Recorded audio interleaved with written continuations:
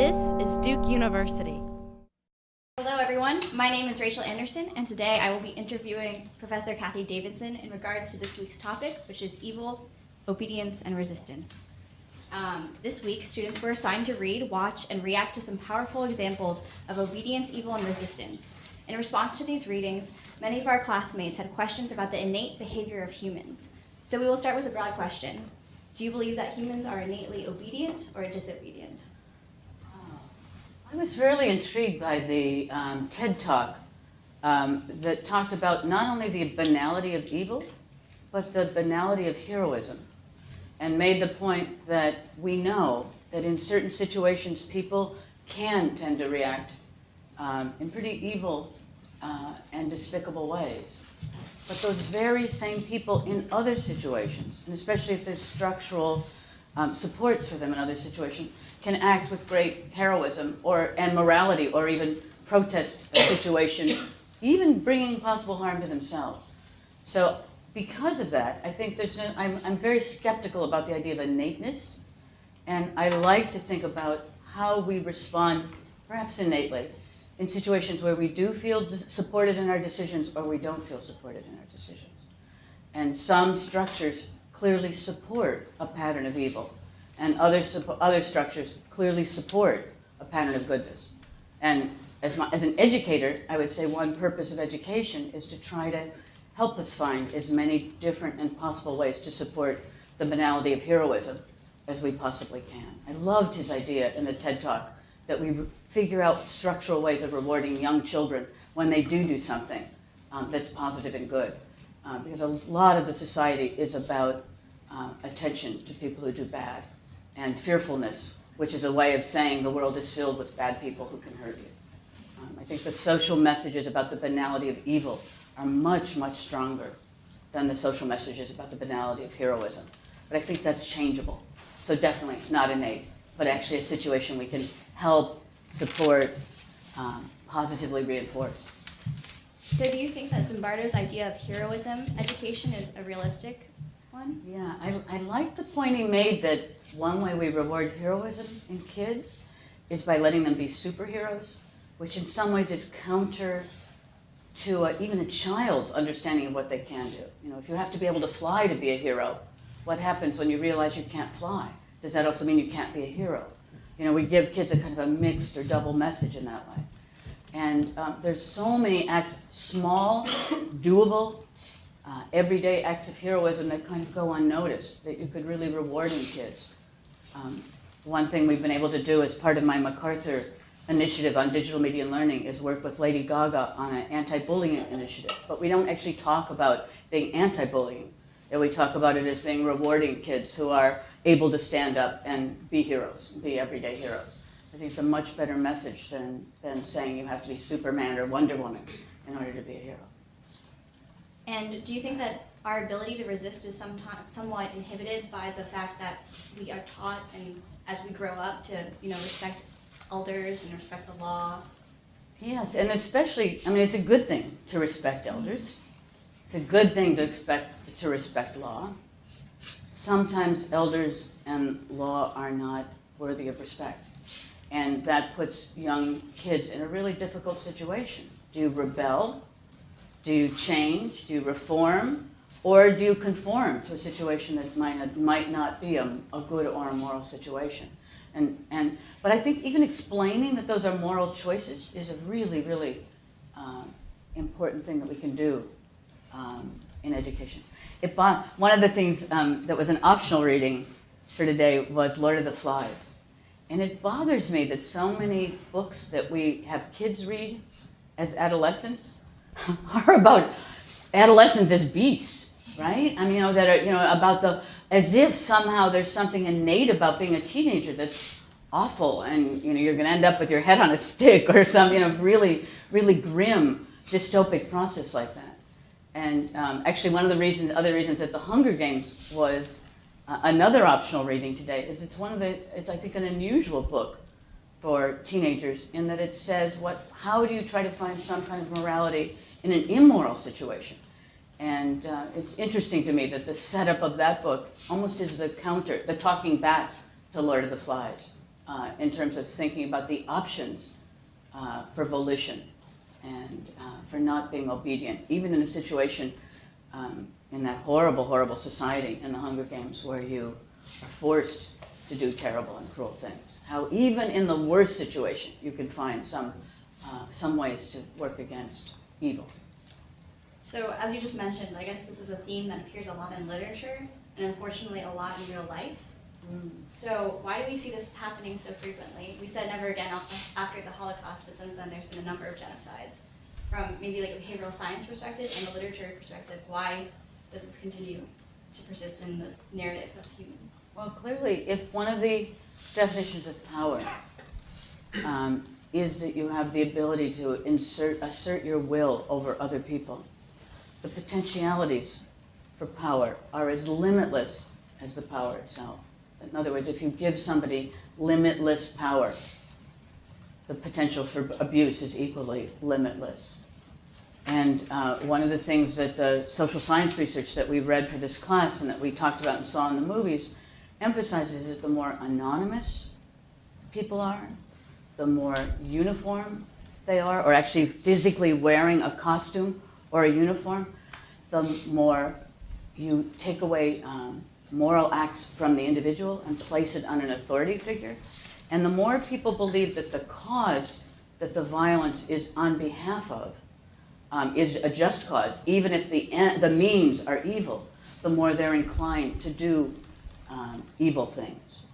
The chart, and I don't know how accurate that was, but the chart of which societies actually uniform their soldiers or wear face to some kind of mask or paint to hide their identity, and the relationship of that to rather heinous acts was pretty interesting. And in all of the social experiments, the Milgram Experiment and the Stanford Prison Experiment, what seemed to me really key is the one variable that mattered most for how willing you were to inflict power was how much somebody else in a position of authority was thought to be a figure of justice or a figure that represented a good version of authority. So even if you were doing something evil, it was supposedly on behalf of a larger cause and a good cause. It was fascinating to me. When people talk about the Milgram Experiment, they rarely talk about how he ran it 16 different ways. And in each time he ran it, there was more disobedience. And so like if one person disobeyed, 90% of the other respondents disobeyed. That's a very hopeful sign, and that's rarely reported. When people talk about Milgram, it's always that people are willing to push the lever to 450 volts and kill the subject in that experiment. Rarely it's talked about in that the alternative experiment where one person said no, and then everybody went along with that, conformed to that possibility of protest. He also had gradations of how much you trusted the person who was giving the order. And that's fascinating. I almost want to rerun all of the Milgram experiments again for the other 15, right? We hear about the one worst result. That's interesting to me that we do, right? I'm going to ask the group, how many people had heard of the Milgram experiment before watching it this time? And how many of it had heard it presented only that when told to push the lever all the way to 450 volts, a very large percentage of people were willing to push it? That's the story, right? That's the story we all hear. And I'm not sure if that telling of the story, without the other 15 experiments that are basically counterexamples, isn't in itself a way to accustom you to the banality of evil, right? Telling the experiment, framing the experiment about that implicitly says all humans are bad. Therefore, if you're not a hero, you're just human, right? You're just like everybody else. So there's a kind of a status quo, not even a status quo, a negative indoctrination that comes from only repeating 1/15 or 1/16 of the experiment and not the whole spectrum of that experiment. Our group noticed a lot of our topic related to perhaps leadership. Yes. And we wanted to bring that in, especially to the Duke community, because at Duke and other top tier, I would say, American colleges, there's like a great pride in having like a culture of leadership. And we all have like a section in our resumes that's titled leadership. And under that, we have things like Duke Engage or undergrad programs that are for the Heart Leadership Program. And so we have a couple of questions just related to this sort of area that we've just set up. And so if a part of leadership and activism is the ability to identify and resist current unproductive social patterns by creating many avenues to leadership, are these programs such as Duke Engage, Heart Leadership Program, and whatever else you have at similar colleges, do they teach students to really show leadership, or are they just kind of following a pattern of this idea of leadership? That's a good one. It's a good question, because one thing we know, and we've talked about this throughout the course from so many of the behavioral economists, is that's a very fine line between doing something because it's innately good, or doing something because you believe it serves a certain purpose. And in fact, if you do it because you believe it serves a certain purpose, we know from the kind of experiments that Professor Ariely and others are doing, that pretty soon it becomes a habit that you do in a certain way. So I'm not even sure that it's a bad thing if you're doing it because you're told it's good leadership. I think it becomes a kind of a habit of good leadership. You know, it's like the little kid with the Superman cape. But in this case, you're actually doing something that shows that you can do it even without the cape. That you can do some kind of good in the world without just being supported by a network of other people who feel that what you're doing makes you good, makes you better, makes you a more powerful leader in the world. That's actually a pretty interesting kind of, I guess you could call it social engineering. But social engineering to make you feel empowered by doing things that actually are good in the world rather than bad in the world. And clearly, if you're in a university, any university in 2013, there's plenty of opportunities for leadership that may not represent exemplary human behavior. So to have equal focus at a campus on possibilities for leadership where there are qualities that just about anybody would say are important qualities in the world. It's a nice counterbalance towards, you know, binge drinking, hating athletes who happen to have a different color t-shirt than you do, you know, a whole range of things that too often in popular culture we associate with universities. Another thing we noticed about the structure of the leadership programs is that they sort of put an emphasis on a particular type of leadership. How do you think we can promote sort of like the everyday leadership? Because sometimes in the case of, you know, resistance, all it takes is one person to stand up. How do we promote that as opposed to, you know, applying for a program and leading a club sort of leadership? Well, I mean, one of the reasons that we constructed this class as a student-run class is Professor Ariely and I believe strongly that we've entered an era where every one of us has an ability to do something, you know, as we've said before, think an idea, you go to your laptop, you can communicate it to anyone in the world. You don't need an editor, you don't need a publisher, you have access to the world, but not necessarily training in how to take that access responsibly. So part of what this whole flipped classroom model of teaching is about is saying, even in something like a classroom, instead of ideas always coming from the top down, what happens when students themselves are generating the ideas and are looking for ways to take a leadership role in what we've all read? I mean, I had not seen The Ghosts of Abu Ghraib before you assigned it, and I had not seen that TED Talk before. This is an area where I do a lot of research, but you, in your group, were able to expose me to not only some really interesting and important and profound and very, very disturbing commentary, but the juxtaposition of those with 52 long, detailed, energetic comments by members of the class was, for me, an education. That's already leadership, right? In other words, I think Dan said it last class, it's kind of unusual to come in as a professor and not know what you're going to be. You know, normally, I've been teaching a long time, Dan's been teaching a long time. Normally I have my lectures, I know what my notes are going to be, I know what I'm going to be talking about.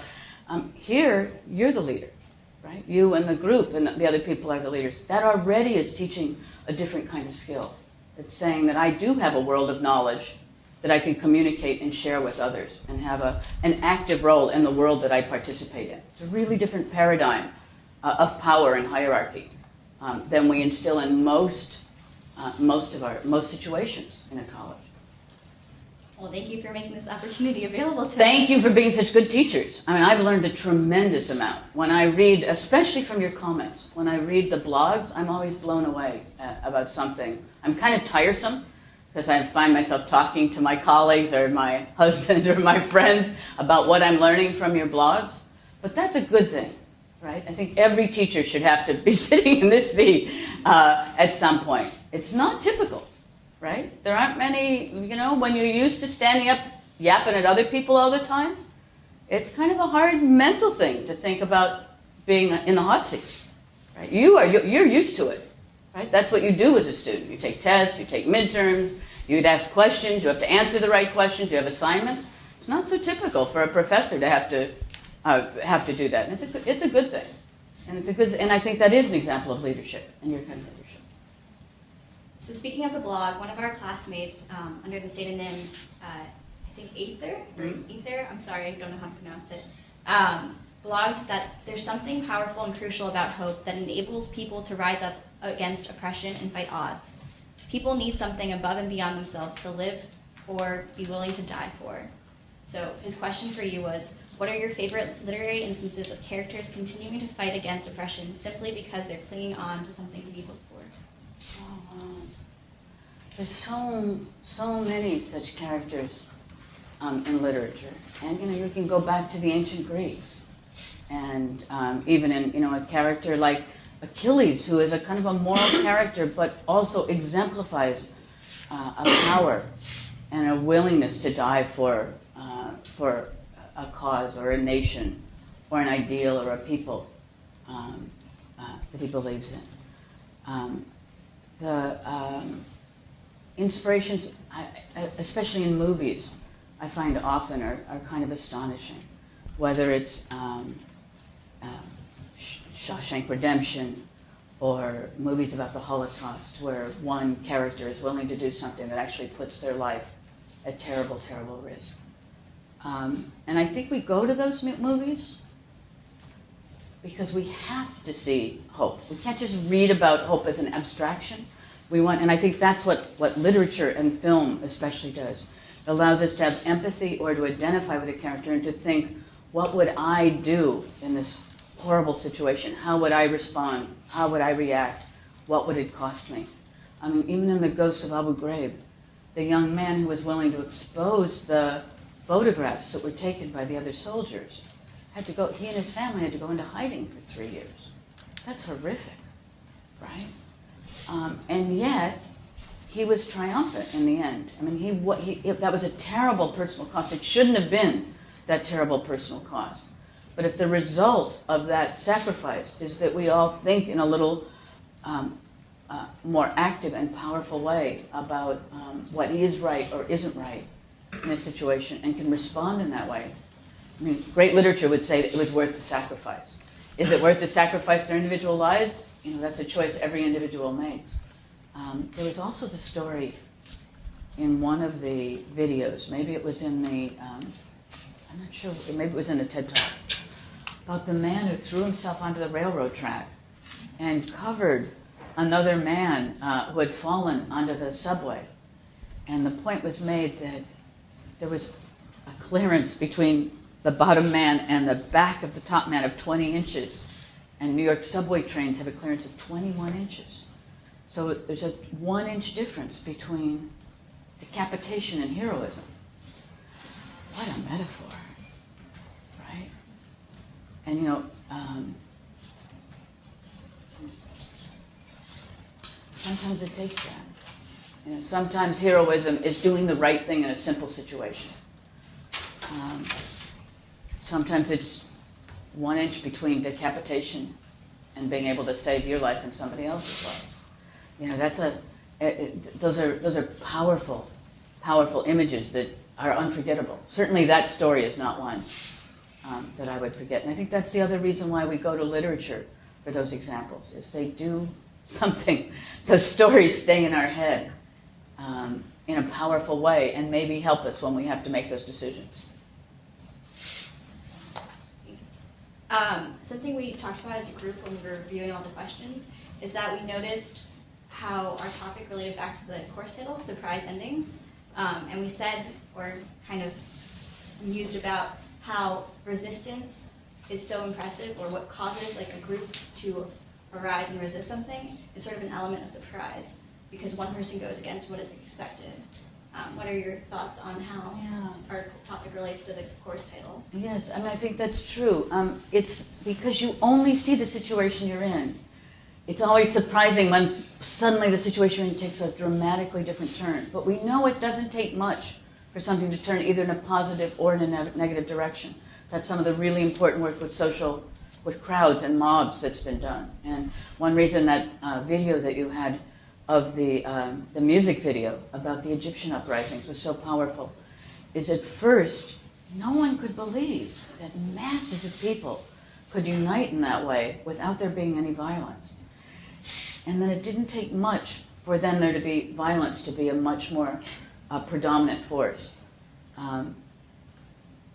The part that's cynical about that is law enforcement officers know that. And sometimes in a situation where there's a peaceful crowd, they will actually have undercover agents go in situations to act disruptive in order to bring out the worst aspects of the crowd.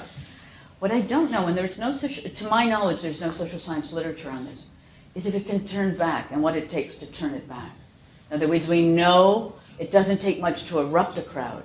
To calm a crowd once it's been erupted is not easy, and I don't think we really know what those mechanisms are, except for extreme force against force. That's precarious. The surprise part, one has to do with attention blindness, cultural attention blindness, in the sense that in any situation it's very easy not to see what you can do to change a situation. So that's the sort of pedagogical part of the surprise. The second part I would say that relates to our course is it kind of always feels almost like a miracle when somebody does step out of the everyday and does something extraordinary.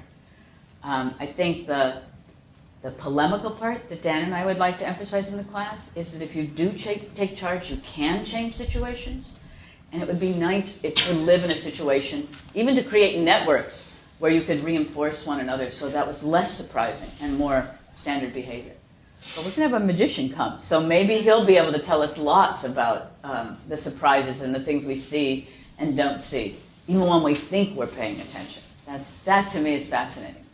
That's something I was just about to mention. As some of you, well, hopefully you all know, we sent out an email telling you that because Dan is not unfortunately, but because he's joining a cult. Yes. We have asked a magician to come in and perform for us and also talk about how he controls his audiences and other topics that sort of relate to our topic today, obedience, evil, and resistance.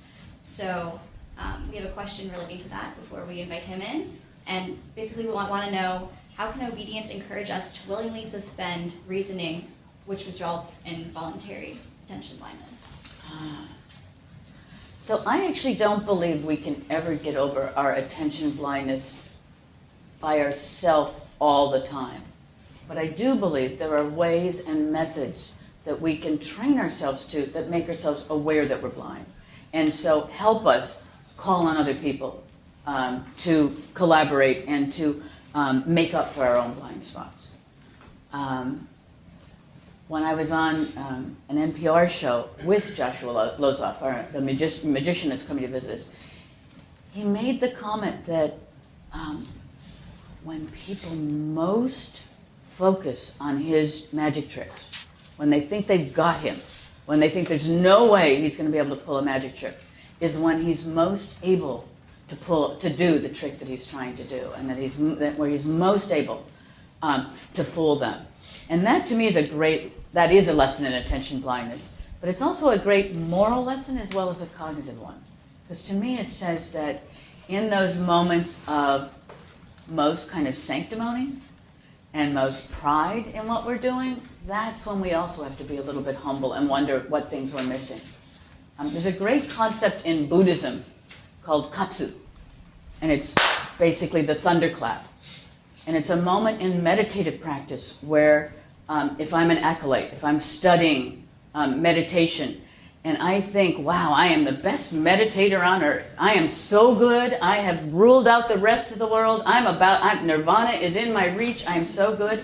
If I have a good teacher, the teacher notices that at that moment I'm feeling real proud of myself. And literally, the katsu is from ancient times, 16th century, takes a bamboo switch and hits you on the shoulder. And the katsu is almost an onomatopoeia for the kind of a clap that makes you come awake and be aware that it was precisely in thinking that you were doing it perfectly, that you were doing it imperfectly, right? That in other words, by thinking, I got this covered, right, that you were most vulnerable. And the good teacher watches that and sees that moment and interrupts that moment. I like to say distraction is our friend, because sometimes if we get distracted from our habits, that's the one time we can really see our habits. And I think a great magician is a genius at paying attention. And here he enters on cue. Genius at paying attention to exactly that moment where you think, I've got it covered. And that's where you're the most vulnerable. All right. Thank you, Kathy. Before I turn the show over to our guest, Mr. Lozoff, I'm going to tell you a brief bio. So Joshua Lozoff has been studying and sharing magic around the world for the past decade. He regularly performs at corporate and private functions across the U.S. and often beyond. Recently, he was one of only 2 magicians to receive an invitation to perform at the World's Fair in Japan. We hope you really enjoy it. Thank you. What is the most difficult trick you know to execute? That's a good question and a tough one, because there's probably different ways in which different things are challenging. Some are challenging technically, and then some are challenging in terms of getting everyone's attention to be where I want it to be at the same place or at the same time. So technically, there's a piece of coin magic that I do that, if it's not too small for everybody to see, I'd love to share with you. And that's very, very hard technically. It was a few years between the first time I saw it in Japan and got it taught to me, in Japan, and the first time I felt I was ready to actually share it with other people. So that's quite a big, length of time to be practicing it and getting it ready. And that's technically probably the most challenging thing that I do. May we see that, or? Well, sure, I guess. I wasn't planning to. Oh, look, I happen to have some quarters. Let's see. Actually, let me take a second.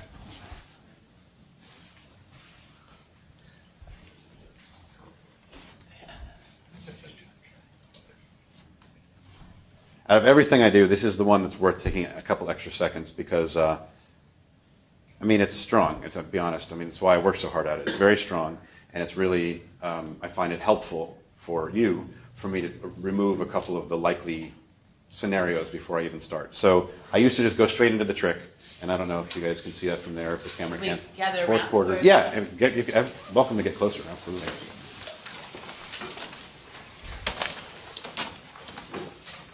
Sorry.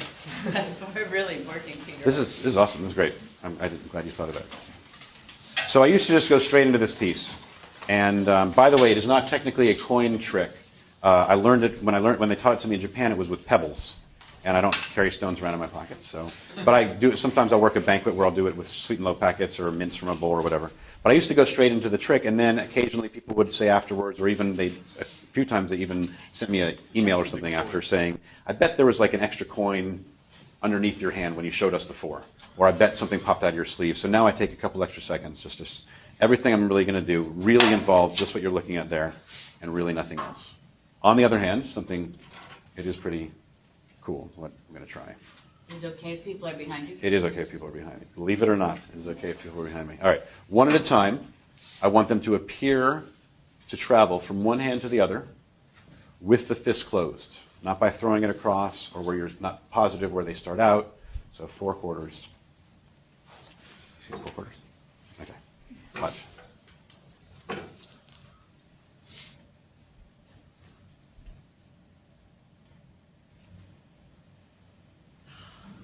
That's one.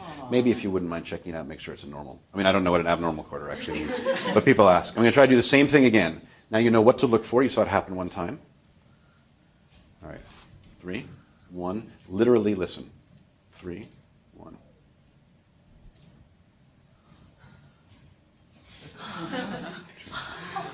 And you already know it. You guys are behind me. And whoops. Yeah, exactly. There's no extra anything anywhere. Now, when I've done this a couple times on television, and I do it at the fingertips so they could zoom in with the camera. So that's a good idea now. It's really 2 and 2. So in addition to there actually being a camera, everybody watch as closely as if you were recording this in your mind. Really 2, really 2.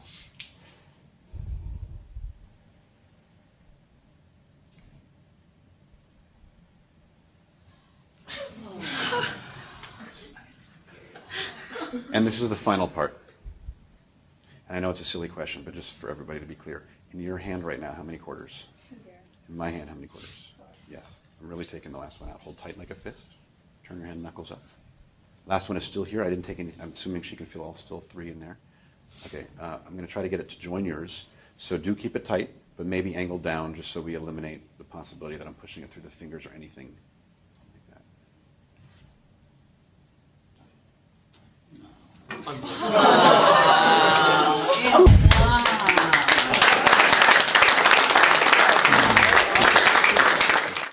I don't really use the term fooled that much because I don't think fooling usually isn't associated with a good thing. I mean, I understand what people mean. I don't want to get too careful with the words or whatever. But when people say, magic's about fooling, I don't feel like that's true because being fooled is usually, other than in a magic show, is not a pleasure. It's not something you associate positively. So I think that people make a choice to kind of have that moment of wonder. And it is a choice. I mean, there are people who don't dig magic, or there's people who can't get out of the magician's job is to fool me, and my job is to catch him, and if I catch him, I win, and if he fools me, he wins, and I've lost. And I really feel like it's really important for me to try to diffuse that vibe as much as I can. That's my responsibility. Some people don't have that issue anyway, and then they just enjoy magic because I think it's fun to have unexpected moments happen. Fun to have something where you think it's, and it's like going on a roller coaster, Actually, it's a very good, I like that comparison a lot. In a roller coaster, in the back of your mind that it's not a real car careening out of control. And yet part of the fun is once you're going through it, you're having that experience, but it wouldn't be fun if it was really happening. And yet, it also wouldn't be fun if you didn't have that moment of being scared and of going and running around the corner and screaming and all that. We're going through this experience as if something's really out of control on a roller coaster. And yet we're choosing to do it, and we know that everything's going to be fine at the end. And that's the way I feel about a magic show. If it's different than a scam, it's different than somebody smarter than you rubbing your nose in the fact that he knows something you don't. But it has elements of that. It's just that it's in the controlled environment of entertainment and something where we're both kind of entering into that agreement together. And especially if it's done with the right energy. There are magicians who kind of create this thing where people feel kind of stupid afterwards because they haven't figured it out, or people feel like the magician's smarter than they are because they know something that I don't, or whatever. And that's really important to me to present it in a way that just is about let's all kind of explore something fun together. That's just really like everything I do, whether it's a mentalism thing or a fun magic trick kind of thing. It's important to me that it just be about we're all kind of having a good time together. So. Do you find that by doing the kind of magic that you do, that you see the world in a different way? Yeah, well, the thing I can definitely say, the thing I'm most clear about in terms of what I'm doing for myself and for other people, is that I really believe in wonder and amazement. I don't believe that these are all just kind of silly tricks that have no kind of bigger meaning to the rest of the world. And if I do, I find it fascinating that people can be annoyed with their cell phone and put it down, and then freak out over a card jumping to the top of a deck. I mean, it's a little thing that it's going to space and back, and it's insane, and everything from natural things like how much water is coming from a waterfall to the fact that you press a button and things happen. I mean, to me, the world is just insane. And the fact that somebody knows how it's done somehow means that we take it for granted. I don't know how the cell phone works, but I don't think of it as a magic trick because I know that it does work, and somebody knows and everything. But I don't see that distinction. So to me, lots of things are more amazing because of being a magician, because I've started looking at magic tricks and seeing how people respond to coins. I mean, I've had 4, and then it really happened what you saw, and yet it couldn't have happened, and yet it did, but it couldn't be happening, but it did. So I admit that that's amazing and magical. I also feel like waterfalls and cell phones are amazing and magical. So. You performed at classes before like this? There's another, in this very building, annually, I come in for a class that I didn't get to do it this past year. I had to cancel because I had to go out of town. So I've forgotten exactly what the topic of the class is or how they justify bringing in a magician to perform. But it's a really cool class. I remember that every time they remind me of what the topic of the class is, I find it very fascinating. So I've performed here before at another class before, and there's a card. I guess I didn't do it for you, but there's a card trick I do where somebody's holding two cards, and it's a great example of like giving somebody a task, like the gorilla trick, because it's very clear that their job is to figure out while they're face down which one's the spade and which one's the club, and because they're so focused on that, and they're pretty sure they have it right, that when they turn it over, it's neither. It's an ace. It's a diamond and a heart. It's a really good trick. I should have shown it to you instead of described it. But the law school at UNC asked me to come in and do that, just that one trick, while he introduced the topic of eyewitness testimony not necessarily being completely accurate, because people will swear, like, I am 100% sure this is the spade, this is the club. And yes, I would testify to that. And then not only is it not in that order, but it's neither of those cards. So then he went on with whatever. I left. I didn't see, but he said he was going to teach about, kind of introduce the topic of eyewitness testimony based on that trick. Very cool. Wow, you've been. Any final question, anybody?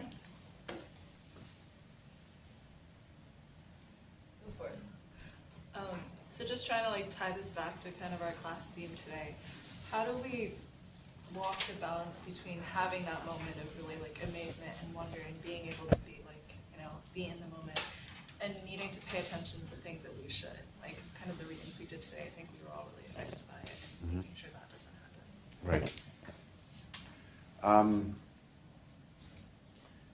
I don't know. I feel like certainly there's a caution and there's a group think that can be dangerous, and there's an awareness of what can happen with mob mentality and group think and following along and wanting to be liked and all the things that you guys have probably talked about.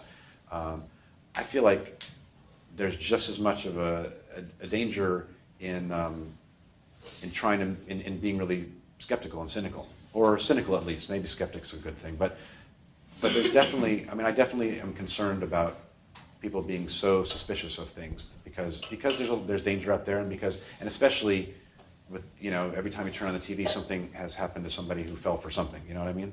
So I understand that. I get that. But I think we've probably gone a little bit overboard in that direction. I feel like I feel like more than ever, everybody who has something bad happen to them on Law and Order or CSI is somebody who fell for the scam or whatever. And I'm not sure that happens as much in real life. I feel like it's just as much. You don't ever see a show where the person who got suckered because they were so careful that they didn't trust somebody, and then something terrible happened to them. It's always the message in the media is always like it's safer not to trust, or it's safer not to have an open mind or an open heart.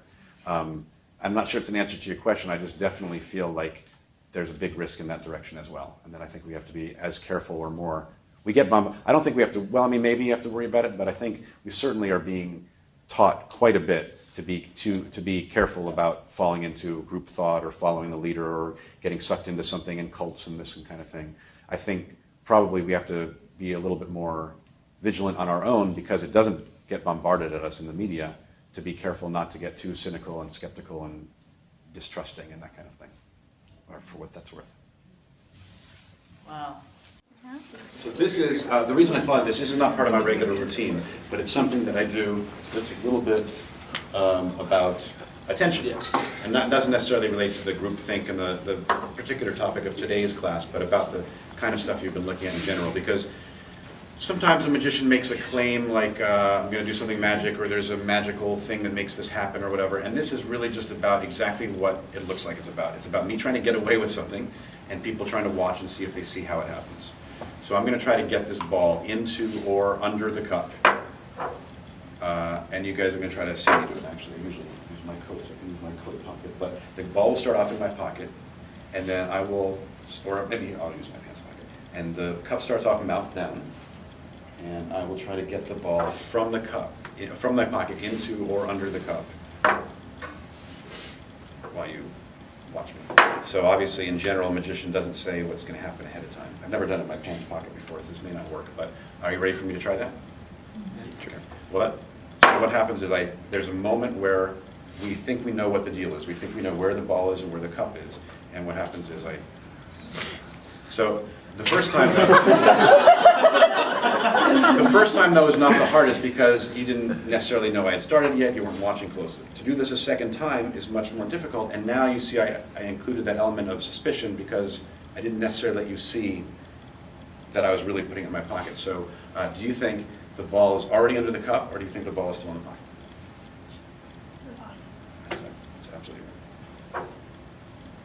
It's after I put it away, and just caused this moment where you don't even think you look away, or you don't even think something could happen, and that's what Now to do this more than twice is almost translucent. Exactly. To do this more than twice is almost impossible because you're watching so closely. So now I have to mess with the timing. In other words, at the moment that everyone's looking under the cup, I have to be doing something sneaky in the pocket. And the moment that everyone's looking at the pocket, I do something sneaky under the cup. And when we put that all together, that's when we put the ball. Now let's be honest. This is a small object, and in addition to doing what I'm claiming, which is distracting, I'm admitting that. Maybe I'm also taking advantage of how small it is and saying that I put it in my pocket, but I actually keep it in my hand somehow, or I don't know exactly what, but it's a reasonable guess. I mean, to do this with a bigger object is obviously more difficult. It's not impossible. No. I said the first time is not the hardest, because you're watching the second time. That's the hardest. And these make sense to me because they're just a little ball gotten bigger. That makes sense. What does not make as much sense to me, what to this day I don't understand, is how I get away with getting the baseball in it. Oh my god.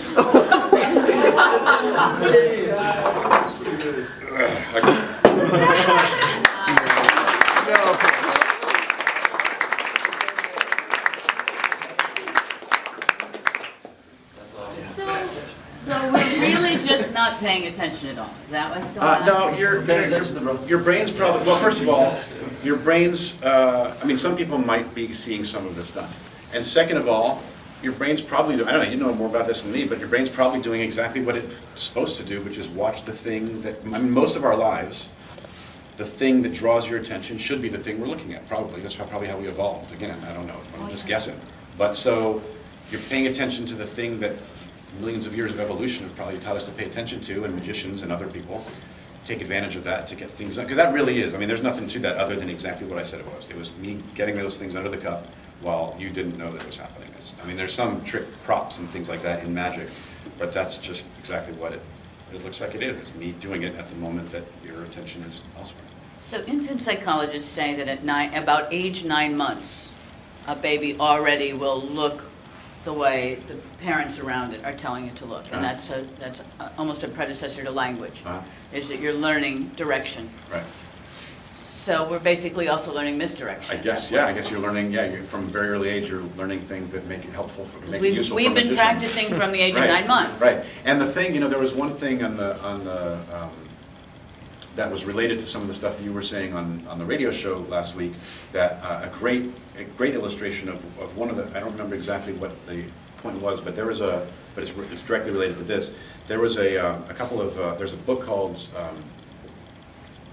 Sleight of Mind by two neuroscience researchers. They've actually coined the term neuromagic because they set up a conference in Las Vegas where a bunch of neuroscience researchers came and asked magicians questions and observed magicians, and they actually learned some magic tricks themselves as part of their doctorate. But they were a couple, they're married, and they went to watch one of the most famous incredible magician, card magician in Spain. They flew all the way to Spain to watch this guy, and she happened to be pregnant, the female of the two.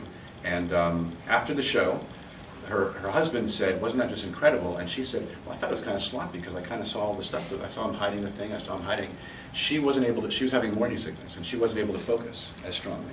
He was focused, and so his attention was able to be guided by the magician. She wasn't able to focus on the things that. So she was seeing the things that everybody else was missing because she concentrated on something else and wasn't able to be guided by the magician like everybody else was. So that's the story Josh was referring to was the first time I ever saw the gorilla trick that we talked about, where you count the basketballs, find out, count your 15 basketballs, and then you find out that a gorilla had entered the scene in the midst of that, and most people miss that the first time. I saw the gorilla because it was an event. It was when I was vice provost. I was organizing for the university, and I was, has President Cohen come in yet? Are the caterers on time? I was in charge, so I was paying attention to everything else. I'm also dyslexic, so I thought that's confusing. So there's no way. I've got a job to do. I don't want to pay attention to this thing I'm not going to do well anyway. So I sat there among 200. It was a meeting of distinguished professors among 200 distinguished professors, thinking, this is so creepy. They are not seeing this comical thing of this gorilla loping onto the scene. And however weird it is to, when normally what happens is you rewind the tape and you realize, oh my goodness, I missed the gorilla. It's even weirder to be with all these brilliant people and think, not a single person in this room is seeing the gorilla. And because they were distinguished professors, I'm convinced they even were less likely to see the gorilla because they were going to get that perfect count on the basketballs, right? Right? They've got to show off for their friends, and they missed it. So what a magician does is not take the chance, or try not to take the chance that people are going to be, some people are going to be focused, some people aren't, and really create situations that make people want to focus, so that even the people who are maybe looking at their program or just kind of hanging out, the best shot I have of getting away with some misdirection is to create something where people feel like there's something really interesting that they should be paying attention to. So that's my thing. That's a part of it that has to do with misdirection. I mean, I think there's an assumption that more of magic has to do with distracting people than it actually does, because a lot of the things I do, the more focused you are, the more you're watching, the stronger the magic is, But there's also, of course, an element of, in traditional magic, of misdirection also. People will always come up and ask, and of course the question that most people want to know about a particular trick or another is how do you do it? And that's the one question that magicians don't really generally have an answer for, and they come up with little cutesy lines, or they just kind of laugh off the question, or just divert to something else. But I thought, was there anything that I could do where I could keep it feeling magical, but actually explain how something's done? So I'm going to show you a trick, and then I really am going to teach it to you. Not only will I teach it to you, I will actually bring somebody else up here and teach the trick to that person and have them perform it for you, so everybody gets to see the process of learning a magic trick. So watch really closely, because you might be the one in a moment to come up and do this. So the piece is traditional except for the part that I put on it that allows me to explain how it works, because I can't give away something that I didn't create. So it uses a handkerchief and an empty hand. I tuck the handkerchief into my fist. Make one magical pass, 2 mysterious passes, 3 mysterious passes, and believe it or not, the handkerchief, still here. Better trick than that, just one more. Okay.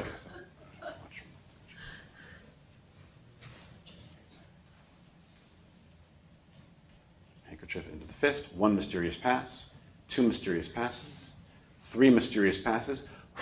The handkerchief is gone. And in its place is an egg. And that's not even the finale, because at the moment the handkerchief vanished from my hand, it traveled around this room and landed in your front right pants pocket. But it didn't stop there. No. It continued traveling, ending up right back where it started. The handkerchief and the egg. All right, so you want to learn that? Okay, come on up. What's your name? Sammy. Sammy? An applause for Sammy as he comes up to Sammy.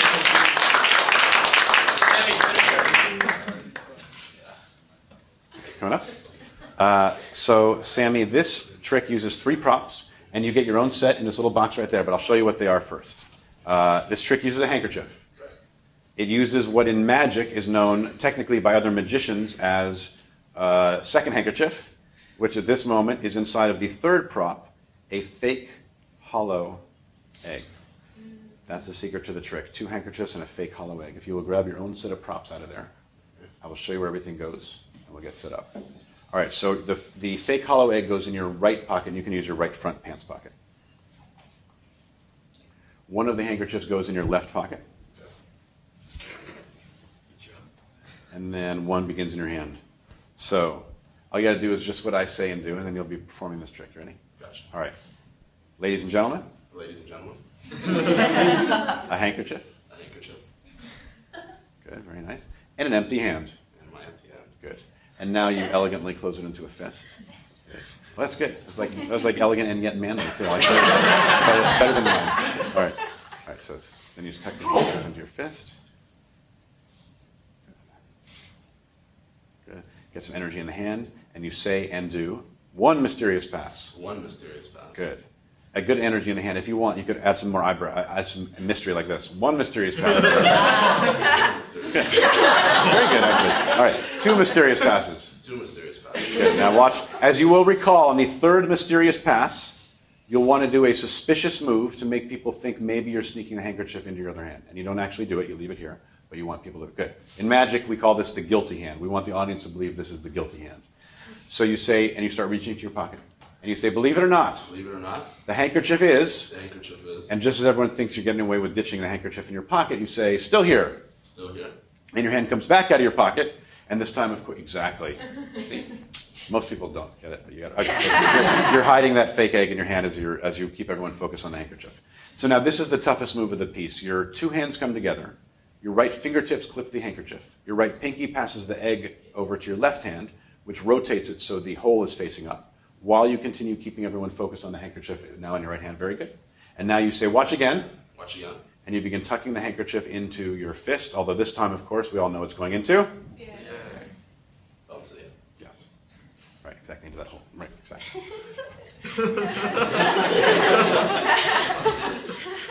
Good. Energy in the hand. Eyebrow if you want to. One mysterious pass. One mysterious pass. Two mysterious passes. Two mysterious passes. Three mysterious passes. Three mysterious passes. Pause for a little dramatic effect, and you say, the handkerchief is gone. The handkerchief is gone. And in its place, an egg. An egg. Good, and you hold it up high.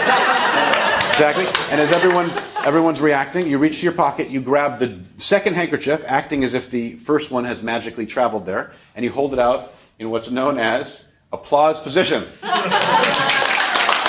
bow over here. Hang tight for a second. As you already realized, and most people do not without me telling it to them, as you're turning to the side, you have to have your finger over the hole, because if people see the handkerchief sticking out of the back of the egg, it kind of messes up the trick a little. Which brings me to the reason that I brought this for this particular class. Because the name of, not this Dayton class, but the name of this whole class is called? Right, so what I kind of had in mind is that with an advanced move is that with enough practice, you can learn how to remove the hole from the egg.